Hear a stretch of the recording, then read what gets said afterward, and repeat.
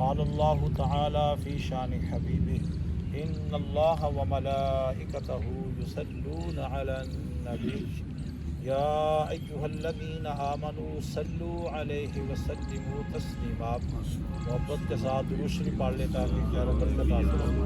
الصلاۃ والسلام علیک یا رسول اللہ وعلی آلک وصحبہ یا حبیب اللہ، الصلاۃ والسلام علیک یا سیدی یا محبوب اللہ۔ تیری نسل پاک میں ہے بچہ بچہ نور کا، تیری نسل پاک میں ہے بچہ بچہ نور کا، تو ہے عین نور تیرا سب گھرانہ نور کا۔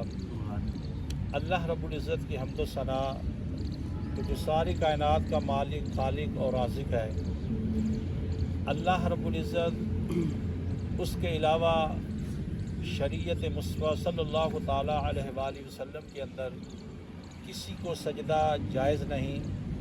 کسی پیر کو، کسی خطیب کو، کسی محدث کو، کسی مفسر کو، کسی بڑے سے بڑے ولی کو، بہت بڑے اولیاء کرام کو، حتیٰ کہ حضور صلی اللہ تعالیٰ علیہ وآلہ وسلم آپ کو بھی سجدہ جائز نہیں۔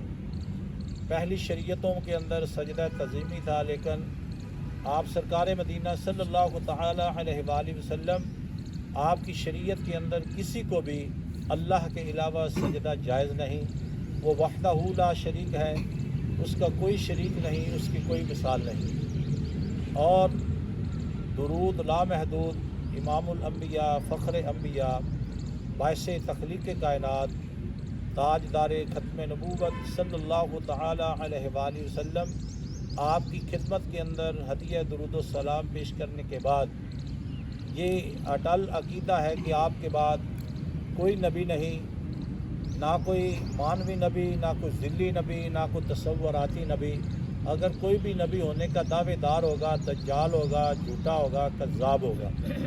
اللہ رب العزت نے آپ کو ختم نبوت کا تاج پہنا کر بھیجا۔ بحمدہ تعالی اجویری یوگا اینڈ مراقبہ کلب کے اندر جسمانی ایکسرسائزوں کے علاوہ روحانی تربیت کی طرف بھی مائل کیا جاتا ہے، اور قرآن و حدیث کے انمول موتی ہمارے اس کلب کی انفرادیت ہے کہ یہاں پر جسم کو بھی سیدھا کیا جاتا ہے اور روح کو بھی جو ہے وہ بھی سیدھا کیا جاتا ہے۔ جسم کو ایکسرسائزوں سے اور مختلف خون کی گردش سے سیدھا کیا جاتا ہے، اور روح کو اللہ کے قرآن سے، حضور کے فرمان سے سیدھا کیا جاتا ہے۔ ذرا محبت سے کہیے سبحان اللہ۔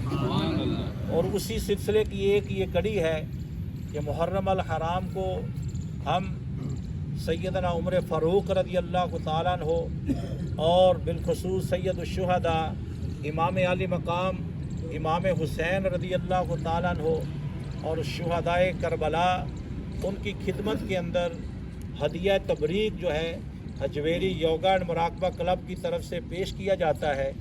یہ وہ عظیم ہستیاں ہیں کہ اگر ان کی شانیں بیان کی جائیں، عظمتیں بیان کی جائیں، ہماری زندگیاں ختم ہو سکتی ہیں، ہماری جو ہے تمام معاملات جو ہے وہ ختم ہو سکتے ہیں، لیکن ان کی شان اور عظمت ختم نہیں ہو سکتی۔ یہ تو اس لیے ہم ان کی خدمت کے اندر ہدیہ تبریک پیش کرتے ہیں کہ ان کی محبت والوں میں ہمارا بھی نام شامل ہو جائے اور بیڑا پار ہو جائے۔ سبحان اللہ۔ اور یاد رکھنا، دین اسلام کے دو بازو ہیں، ایک بازو صحابہ کرام ہے اور دوسرا بازو اہل بیت اطہار ہے۔ کچھ لوگوں نے، میرے کریم آقا مولا صلی اللہ تعالیٰ علیہ وآلہ وسلم کا فرمان بھی ہے، مولا علی شیر خدا بیٹھے ہوئے ہیں، فرمایا اے علی تیری وجہ سے لوگ جو ہیں جہنم میں جائیں گے۔ تو مولا کائنات مولا علی شیر خدا رضی اللہ تعالیٰ عنہ کانپ اٹھے، یا رسول اللہ میری وجہ سے؟